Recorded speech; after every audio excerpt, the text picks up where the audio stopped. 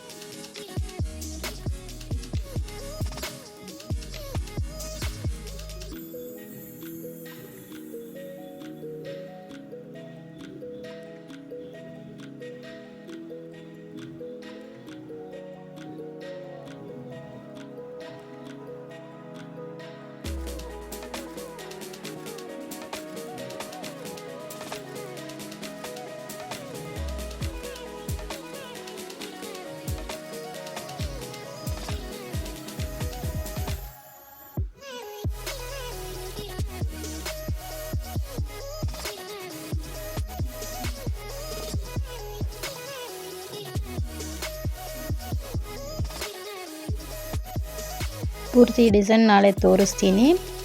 ಹಾಗೆ ಒಂದು ರೆಸಿಪಿ ಅಂತ ಹೇಳಿದ್ನಲ್ಲ, ಅದು ಹೀರೆಕಾಯಿಂದ ಮಾಡುವ ಪಾಯಸ. ಇದು ಹೈದ್ರಾಬಾದಿ ಸ್ಟೈಲಲ್ಲಿ. ನಾನು ನೈಟೇ ಇದು ಬಾದಾಮಿ ನೆನೆಸಿಟ್ಟಿದ್ದೆ, ಅದು ಎಲ್ಲ ಸಿಪ್ಪೆ ತೆಗಿತಾ ಇದ್ದೀನಿ. ಇದು ಒಂದು ಸತಿ ಟ್ರೈ ಮಾಡಿ, ಇದು ಚೆನ್ನಾಗಿರುತ್ತೆ. ಸ್ಪೆಷಲ್ ಏನಾದರೂ ನಿಮ್ಮ ಹಬ್ಬಗಳಲ್ಲಿ ಚೆನ್ನಾಗಿರುತ್ತೆ ಇದು ಅಂತ ಒಂದು ಸತಿ ಟ್ರೈ ಮಾಡಿದ್ದು. ನಾನು ಅದೆಲ್ಲ ಸಿಪ್ಪೆ ತೆಗೆದುಬಿಟ್ಟು ಈ ಥರ ಉದ್ದುದಾಗಿ ಕಟ್ ಮಾಡ್ಕೊತೀನಿ. ಹಾಗೆ ಇದು ದ್ರಾಕ್ಷಿ ಗೋಡಂಬಿ ಅದು ಕೂಡ ಕಟ್ ಮಾಡ್ಕೊತೀನಿ, ಅದು ಸ್ವಲ್ಪ ಬೇಕು. ಅದೆಲ್ಲ ಕಟ್ ಮಾಡ್ಕೊಂಡಿದ್ದಾದಮೇಲೆ ನನ್ನ ಮಗಳು ಅವಾಗವಾಗ ಬರ್ತಾ ಇರ್ತಾಳೆ ಫ್ರೆಂಡ್ಸ್. ಮತ್ತು ನೋಡಿ ನಾನೆಲ್ಲ ಈ ಥರ ಕಟ್ ಮಾಡ್ಕೊತೀನಿ. ನೆನ್ನೆನೇ ಮಾಡಬೇಕಾಗಿತ್ತು, ಆದರೆ ಮಾಡೋದಕ್ಕಾಗಿಲ್ಲ. ಅದೇ ಇವತ್ತು ಮಾಡಿ ಹಾಕ್ತಾಯಿದ್ದೀನಿ ವೀಡಿಯೋನ.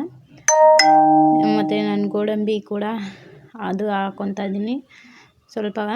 ಮತ್ತು ಸೋರೆಕಾಯಿನ ಇವಾಗ ನೋಡಿ ಅದೆಲ್ಲ ಸಿಪ್ಪೆ ತೆಗೆದ್ಬಿಟ್ಟು ಇಟ್ಕೊತೀನಿ. ಚೆನ್ನಾಗಿರುತ್ತೆ ಫ್ರೆಂಡ್ಸ್. ಇದು ಈ ಪಾಯಸ ಡಿಫ್ರೆಂಟಾಗಿರುತ್ತೆ, ಒಂದು ಸತಿ ಟ್ರೈ ಮಾಡಿ ನೋಡಿ. ಸೋರೆಕಾಯಿ ಸಿಪ್ಪೆಯನ್ನೆಲ್ಲ ತೆಗೆದ್ಬಿಟ್ಟು ಮತ್ತು ಅದನ್ನು ಇದರಲ್ಲಿ ಇದು ಮಾಡ್ಕೋಬೇಕು, ತುರ್ಕೋಬೇಕು.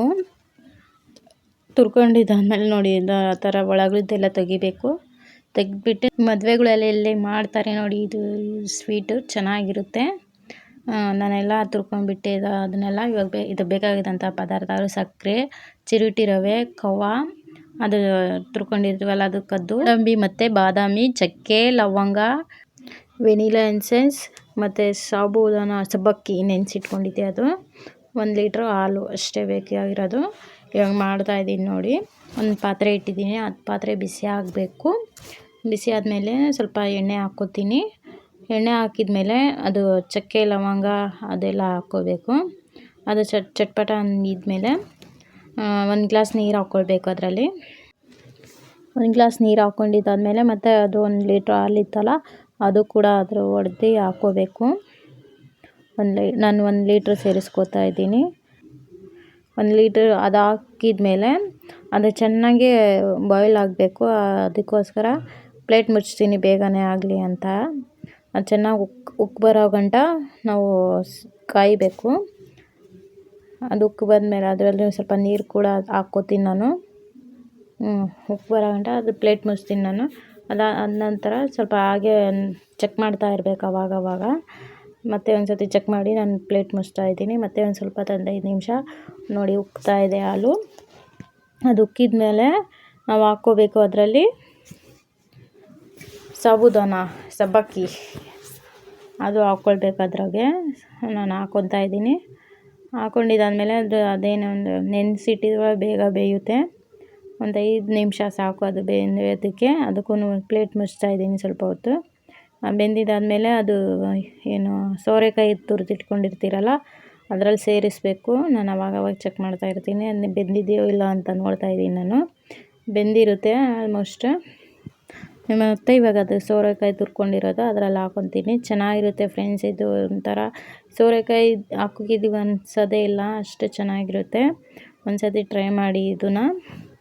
ನಾನು ಹಾಕ್ಬಿಟ್ಟು ಚೆನ್ನಾಗಿ ಮಿಕ್ಸ್ ಮಾಡ್ಕೊಳ್ತೀನಿ. ಆಮೇಲೆ ಒಂದು ಪ್ಲೇಟ್ ಮುಚ್ತೀನಿ. ಅದೊಂದು 5 ನಿಮಿಷ ಬೇಯೋ ಗಂಟ. ಅದಾದಮೇಲೆ ನನ್ನ ಮಗಳು ನೋಡ್ತಾ ಇರ್ತೀನಿ ಏನು ಮಾಡ್ತಿದ್ದಾಳೆ. ಯಾರೂ ಇರಲಿಲ್ಲ ಮನೆಯಲ್ಲಿ. ಅವಳು ಏನೇನೋ ಮಾಡ್ತಿರ್ತಾಳೆ ಎಲ್ಲೆಲ್ಲೋ ಕುತ್ಕೊಂಡ್ಬಿಟ್ಟು.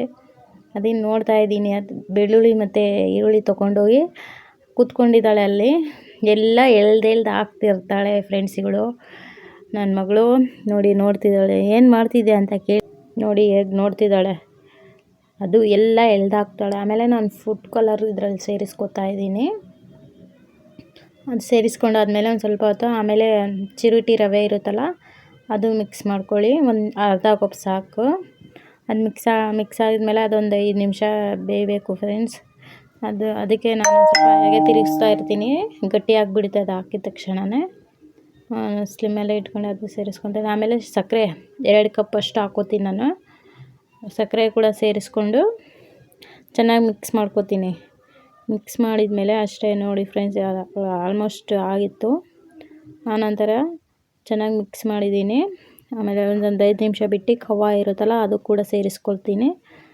ಸೇರಿಸ್ಕೊಂಡು ಅದು ಕೂಡ ನೋಡಿ ಇದೊಂದು 100 ಗ್ರಾಮ್ ಇದೆ ಅಷ್ಟೇ ಫ್ರೆಂಡ್ಸ್. ನೀವು ಸ್ವಲ್ಪ ಜಾಸ್ತಿ ಕೂಡ ಹಾಕ್ಕೋಬೋದು. ನಾನು 100 ಗ್ರಾಮ್ ಇತ್ತು ಮನೆಯಲ್ಲಿ, ಅದನ್ನೇ ಸೇರಿಸ್ಕೊತಾ ಇದ್ದೀನಿ.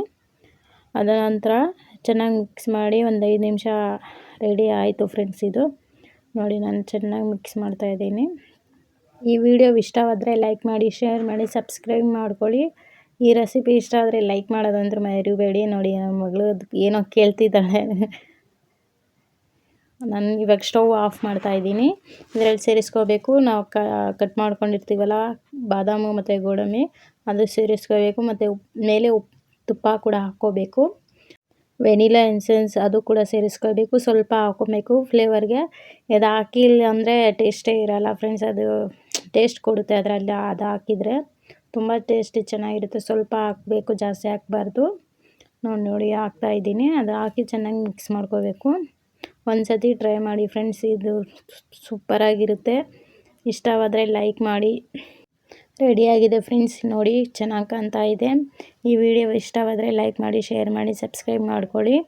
Thank you for watching. ಅಲ್ಲಾಹ್ ಹಾಫೀಸ್.